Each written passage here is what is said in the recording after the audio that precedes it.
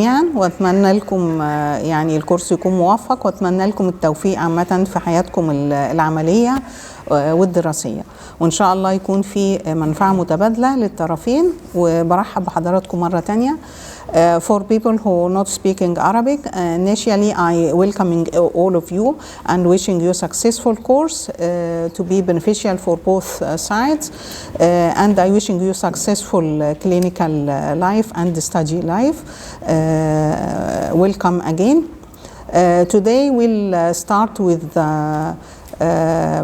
notes or some thoughts to be discussed with you, starting with handling of renal biopsy specimen.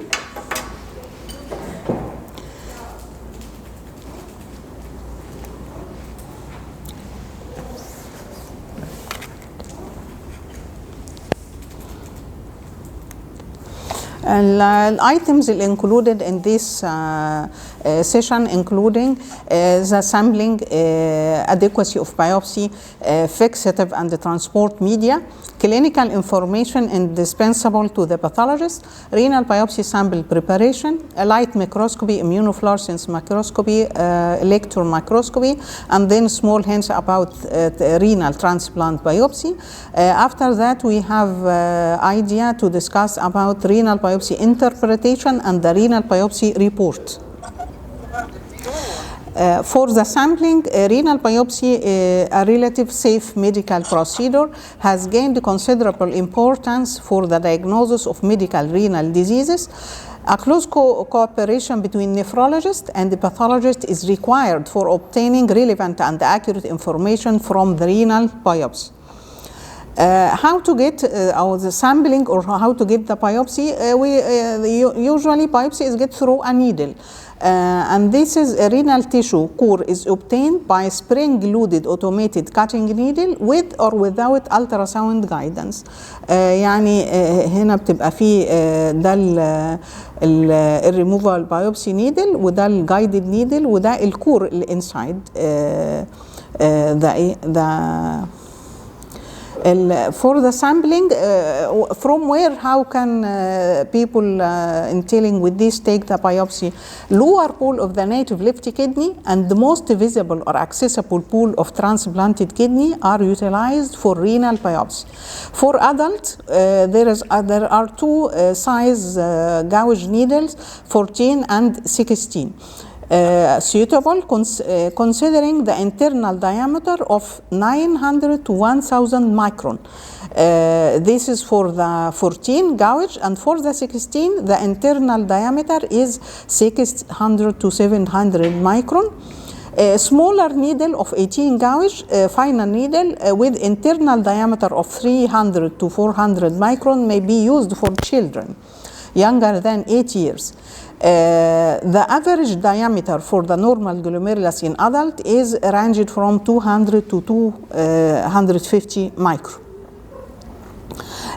This is the shape of the biopsy after we obtaining this through the needle gouge. Usually they obtain two cores, this one core and this is one core.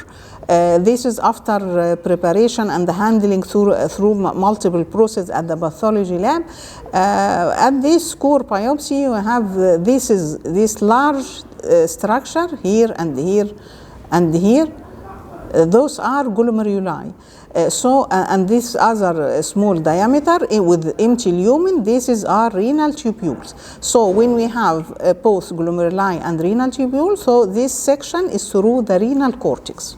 And this slide is stained for hematoxylin and iosine. And this is common practice at pathology lab for every tissue, renal or breast or stomach or so on.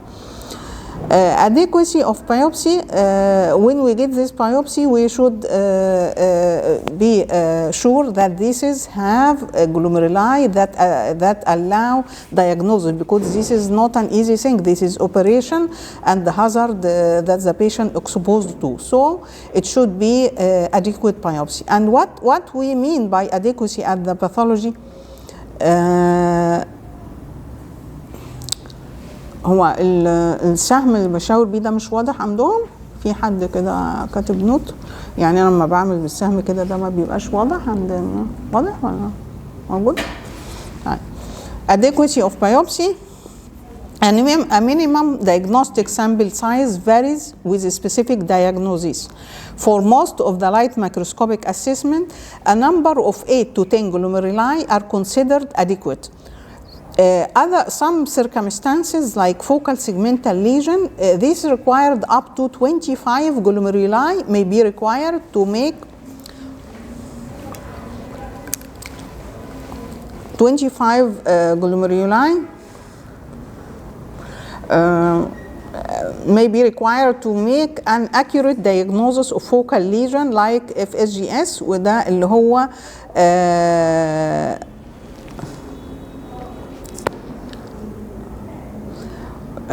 like focal segmental lesion. For instance في بعض الديزيزز اللي هي بتكون ديفيوز وجنرالايزد، بمعنى ان كل جلوميرلاس موجوده في الكدني دي بيكون فيها الديزيز، فممكن في الحالات دي جلوميرلاس واحده تكون سفشنت. يعني لو كور كونتين جلوميرلاس واحده، الجلوميرلاس دي ممكن تكون سفشنت فور دايجنوزس، وده في سام انستانس لايك ممبرنس جلوميريلا بس. طيب after we obtaining the biopsy, what we shall do, how we can transport to the pathology lab, what it is put in empty tube in some, we will see this is in the upcoming few slides.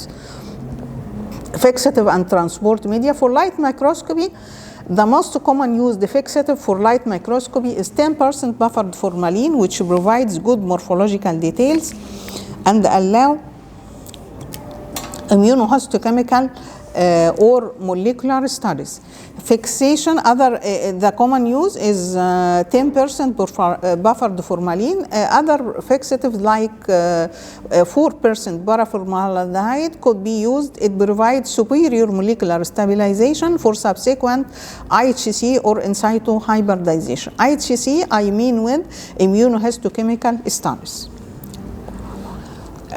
This is for the light microscopy. What about immunofluorescence microscopy? What we shall do for the specimen for this? The tissue for immunofluorescence can be directly frozen if the renal biopsy lab is close to the biopsy suite. If the distance is close to each other, the biopsy suite where the biopsy is performed and the pathology lab, we cannot not put the biopsy in anything, just go to the frozen directly. Otherwise, if there is sometimes more than 10 to 15 minutes, so we should put this sample for immunofluorescence and then transported in Michael transport media in which the tissue is stable for 1 week. This is regarding light microscopy and immunofluorescence microscopy. For electron microscopy, tissue may be fixed in a solution of 2 to 3% glutaraldehyde or 1 to 4% paraformaldehyde.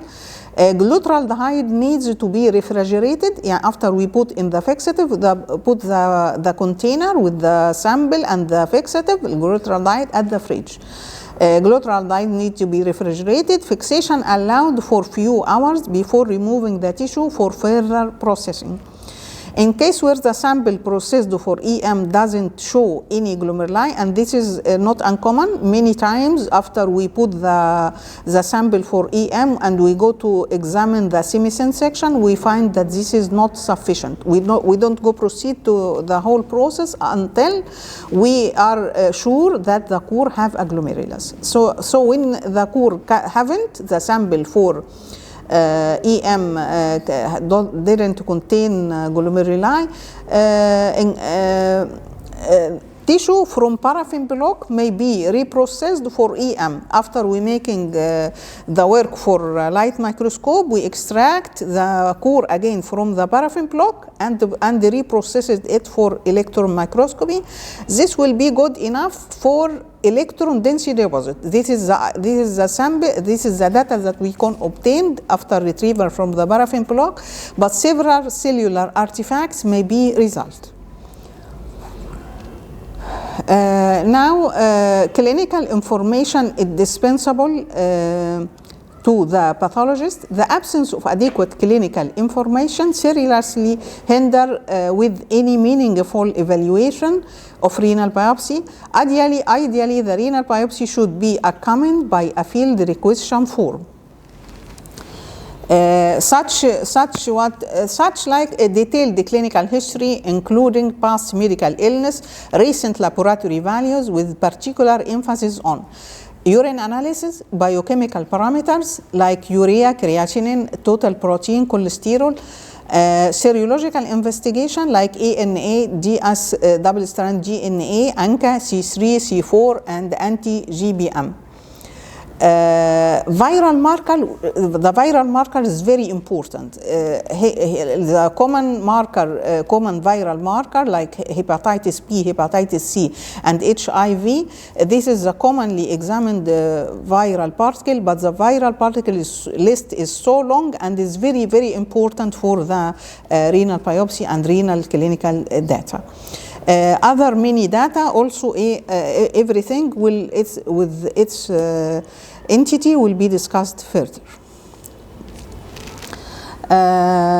This is the two-core biopsy. After obtaining the two-core biopsy, this is one core and this is the other core. If we are consider this is the cortex side and here is the medullary side, we have small 1 millimeter from each core at each end, like this one and the other side as well, and submitted this for electron microscopy.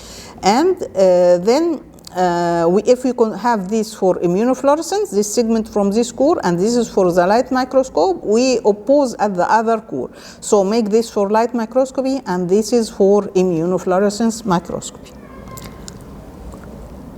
Light microscopy tissue processing, after we make this classification of the core and put everything in its place for light microscopy, for immunofluorescence, for electron microscopy. Tissue processing for light microscopy, the tissue should be enclosed in a lens paper. This prevents loss through the cassette holes during processing. At the pathology lab, we put the tissue sample at a perforated box. But the needle biopsy, because it is fine, we put it for precaution at a lens paper and close it very well to not lose the tissue during the processing process.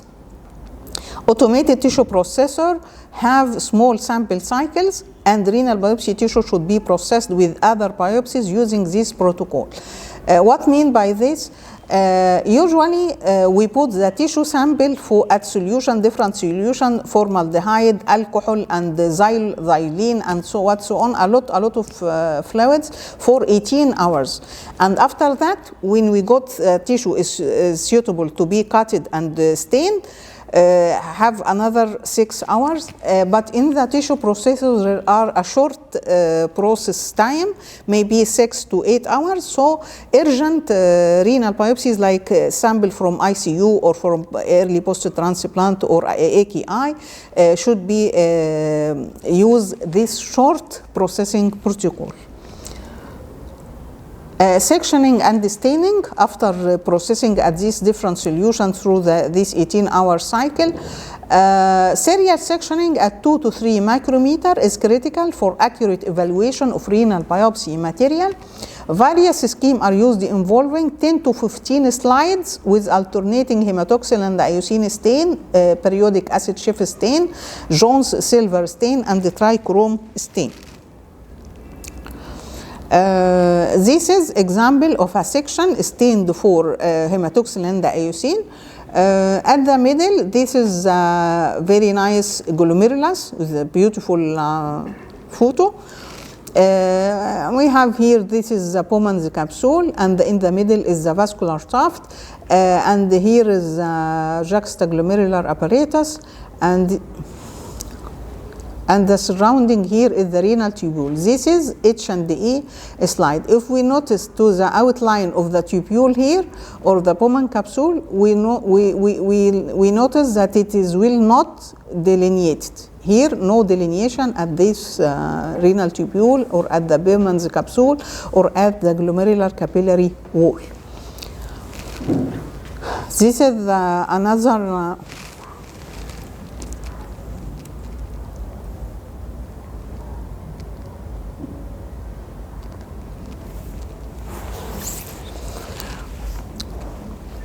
this is another example of section stained with hematoxylin and iosine. Here, this is one glomerulus and this is one glomerulus, and this is renal tubules, and here are an arterial section, wall of an artery.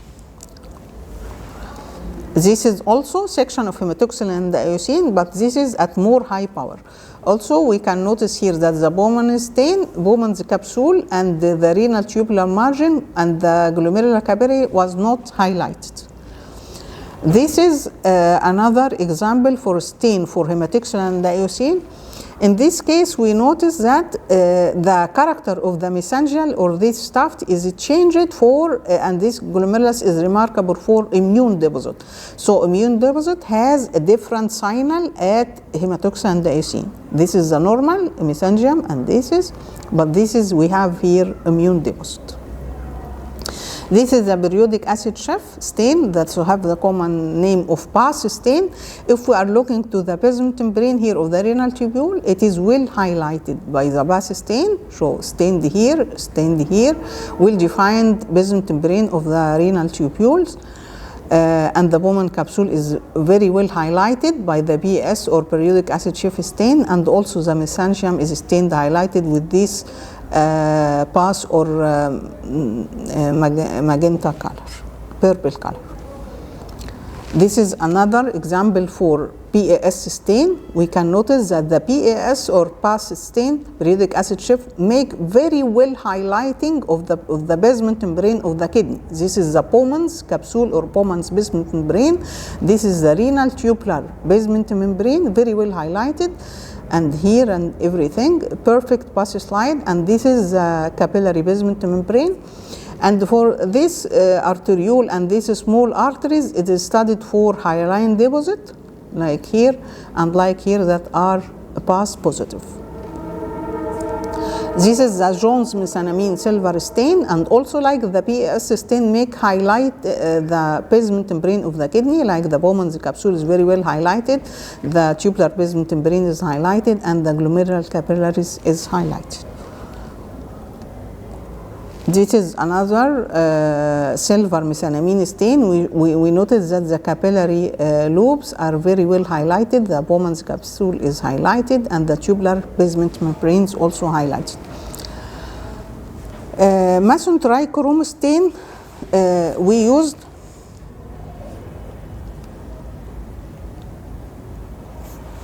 Mason trichrome we used to comment on the interstitium. Normally, the interstitium, like in this photo, the interstitium is normally absent. We cannot recognize an interstitium in the normal kidney. We notice here in that the basement membrane of this tubule is back to the nearby, the adjacent tubule. No interstitium is observed here, so this is normal kidney. If we are not compared to here this is interstitial expansion. For this area, we notice that this interstitial expansion is colorless, have no stain, so we can comment that here is interstitial edema. If we compare to this area, we notice here that there is interstitial expansion but stained by blue color for the Mason trichrome, so this is interstitial fibrosis. Immunofluorescent microscopy, processing and sectioning. A tissue for IF microscopy, immunofluorescence, is snap frozen, not fixed, and sectioned in a cryostat. We don't put in a media if the area is near to the biopsy suite. The pathology lab is near to the biopsy suite, not put in anything. If it is rather more than 15 minutes, we put it in Michael transport media. Sections of 2 to 4 micrometer thick are placed on clean air dried slide that are pre-labeled with the name of the antigen used. Antigen reaction, the routine diagnostic kidney biopsy should be examined for the presence of immunoglobulins. What are the immunoglobulins we usually examine for immunofluorescence for the kidney? The immunoglobulin G, the immunoglobulin M, the immunoglobulin A, and then the complement component like C3, C1q, and C4. Then we have fibrin and kappa and lambda light chains. More specialized study may be required in certain conditions, such as the alpha chain of type 4 collagen in hereditary nephritis and C4D subdivision in renal transplant biopsies, among others. Appropriate control include a negative control without antibody and a non-positive control such as C3 in blood vessels, C4D in mesangial areas. This is for comparison for the interpretation of immunofluorescence result or immunoglobulin G in protein resorption. This is example of IgG staining in a case of lupus nephritis. It have marked staining intensity, and this is another example for IgM. Immunohistochemical staining, most often using diaminobenzidine to reveal the reactive product should be graded and fully described. Several variables affect reactive outcome. These include antigen retrieval method, background elimination, and the development of reactional signals. This is example of immunohistochemical staining to a renal biopsy from transplanted kidney, and this is staining for C4D. EM, this is section, example for a section for EM, like here and many examples. The renal transplant biopsy, a transplanted patient many times have renal allograft biopsy. First, donor transplant biopsy. A biopsy may be used to determine suitability of a kidney from a deceased donor. The percentage of sclerosed glomeruli, the presence of major glomerular region as crescent and diffuse proliferation, among other. Significant tubulointerstitial inflammation and or vasculitis are identifiable lesions. The degree of global sclerosis correlates well with outcome, but a minimum of 25 glomeruli is required in the donor biopsy. Donor biopsy should have a large number of glomeruli. Renal transplant biopsy, the donor transplant biopsy, detection of stable GN, evaluation of the degree of acute tubular injury, and the quantification of IF are not practical with frozen section technique. Allograft biopsy, clinical and laboratory information is insufficient to explain renal allograft dysfunction. A biopsy of the transplant is necessary for correct diagnosis. A minimum of 2 cores should be submitted for light microscopy. A third core submitted for immunofluorescence or some studies as deposition of C4D at the peritubular capillaries in cases of humoral rejection. The recognition of recurred or de novo glomerular disease requires light microscopy, IHC test, and EM examination similar to native kidney biopsy. Transplant protocol biopsy. In spite of a marked decline in acute transplant rejection and the early graft loss during the past 15 years, the incidence of late graft loss has changed little. Protocol biopsy screening is designed to detect subclinical pathological events which are thought to play a role in long-term outcome. Determining a correct renal biopsy diagnosis requires recognition and interpretation of findings present on a variety of light microscopy stains, immunohistochemical materials, and electron microscopy photomicrographs. Integration of the pathology material with detailed and sometimes subtle clinical information presupposes a thorough understanding of renal disease. The pathology report should include a glomerular count with a statement regarding the number of obsolescent glomeruli. In case of crescentic GN, the number of glomeruli with crescent and of those the number of that are cellular, or fibrocellular, or fibrous should be documented. A description of the changes seen in the glomerular capillaries and the mesangium should be given, including information on alteration in the glomerular basement membrane, hypercellularity, leukocytic infiltration, matrix expansion, and the presence of deposit or thrombotic changes, among others. Immunofluorescence microscopy reporting. Dark field immunofluorescence microscopy is usually graded using a semi-quantitative scale such as 0 when there is negative immunofluorescence staining, trace when very mild, +1, +2, +3 according to the strong of the staining intensity. The report should include the name of the antigen, location, intensity, and the characteristics. Renal pathology cannot succeed as a standalone practice. An extremely close collaboration and the group effort between nephrologists is the key to achieving appropriate management of the patient. We'll stop the discussion at this point, and then we'll continue with another discussion.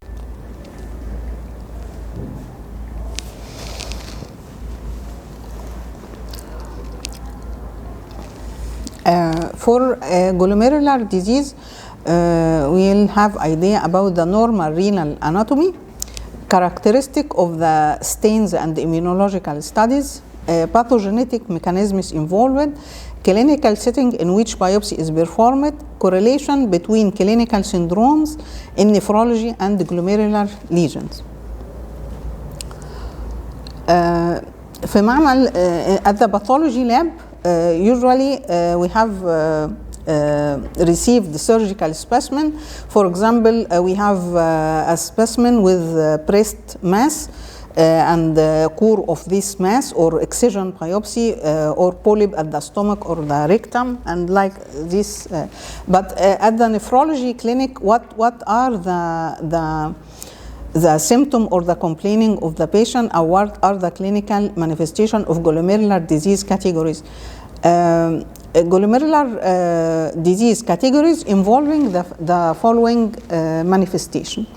You may have asymptomatic hematuria or proteinuria. You may have nephrotic syndrome, chronic renal failure, acute renal failure, rapidly progressive glomerulonephritis, or hypertension. The renal compartment or anatomy of the kidney. What are the compartments that included in the kidney? We have four main fundamental compartments at the kidney, which are the renal glomeruli, the renal tubules, and the interstitial compartment, and the blood vessels. For the normal glomerulus, structures included in the glomerulus are, we have the capillary tuft, the mesangial regions, the urinary space, and then we have the afferent and efferent arteriole, and then the tubular pool that is connecting to the proximal tubule, exits at the tip area.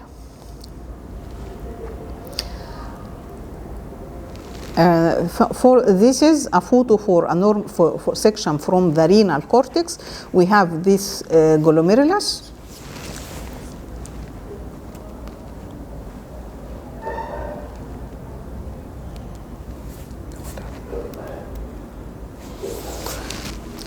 This is the Bowman capsule, and inside we have the glomerular tuft.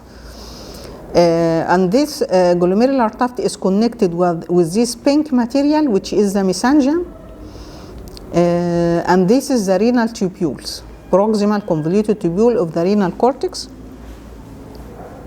This is high power view, and this is sketch for this is the glomerular tuft, and this is the Bowman's capsule, and this is the urinary space, and this is the podocyte surrounding the capillaries, and this is the tubular pool, and here is the vascular pool. Same here, we have, this is the pink thing is the mesangium containing mesangial cells, and the endothelial cells lying at the lumen inside, like, and show another picture. In this sketch, the green color, this is the visceral podocyte, visceral epithelial cells, and the yellow one is the endothelial cell, and this is the capillary lumen, and this is the yellow thing here is the fenestra of the endothelial cell, and the green thing outside is the podocyte or food process podocyte, and this is EM. This is the capillary lumen, and this is the podocyte standing alone here, and the endothelial cells lining inside the capillary lumen. This is mentioned before. The subendothelial and subepithelial area, subendothelial area between capillary basement membrane and the endothelial cell. The subepithelial space is the area between capillary basement membrane and the podocyte. The mesangial cell number are no more than 3 cells. Mesangium is covered by a paramesangial basement membrane, which is continuous with the capillary basement membrane. The Bowman's capsule basement membrane is lined on the inner aspect by parietal epithelial cells. This is glossary term used in the nephropathology cases. When we mention a diffuse or generalized, this is mean entire population of the glomerulus involved by the lesion. For the term focal, some of the glomeruli are involved. For example, if we have 10 glomeruli at the core, so focal means no more than 4 glomeruli are involved. Global or complete, the whole tuft is involved at one glomerulus. When we describe a segmental lesion, this is mean for one glomerulus, a portion of the glomerulus is affected, less than 50% of the tuft. For the extracapillary, term extracapillary, in the urinary space, nodular or lobular pattern, glomeruli, short rounded widening of the mesangial region with capillary in the periphery. We have other terms like insudation, hyalinosis, hyalinization. Non-immunologic accumulation of plasma protein when fluid passes through a capillary or vessel and becomes trapped. This means plasma insulation. Glomerular response to injury. What happens when a kidney or glomerulus is exposed to an injury? It make a response of sclerosis or scarring of part of the glomerulus or whole glomerulus, or make a crescent formation, or make a capillary wall double contour.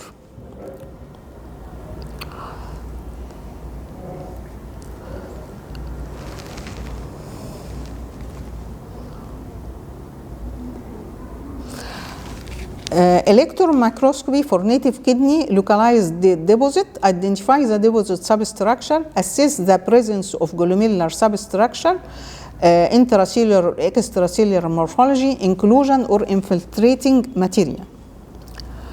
Pathogenetic mechanisms responsible for glomerular disease, non-immunological factors like, for example, metabolic, like diabetic nephropathy, if we have vascular secondary and focal segmental glomerulosclerosis, if we have genetic element like minimally changed disease, focal segmental glomerulosclerosis, Alport syndrome, others immunoglobulin deposition disease like plasma cell dyscrasia.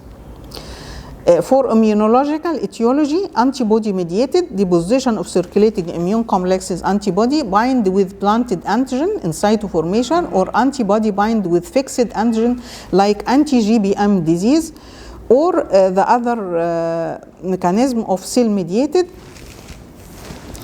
Glomerular non-specific response to injury, we have, as mentioned before, scarring. The scarring may be global, focal, segmental glomerulosclerosis, or crescent formation. For the crescent, either we have active cellular fresh capillary wall damage, breaks, leukocyte, fibrin, inflammatory mediators in urinary space, this is make initiation for epithelial cell proliferation, healing fibrocellular crescent, fibroblast, collagen remodeling, healed or fibrous crescent, or collagen accumulation at the Bowman capsule disruption.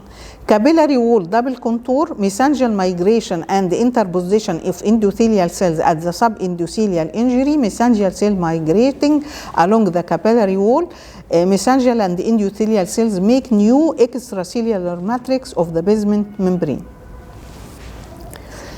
The pattern of glomerular injury, the glomeruli, as I mentioned before, diffuse, generalized, involved all, focal, some number, like 4 out of 10. For the single glomerulus may be global, involved all the glomerular by the lesion, complete, entire glomerulus, segmental, a portion of the glomerulus.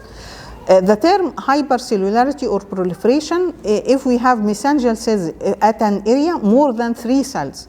Endocapillary, increased cells in the capillary lumen. Extracapillary, cells at the urinary space or the crescent. Incidative lesion or hyalinosis, hyalinosis, non-immunological accumulation of plasma protein.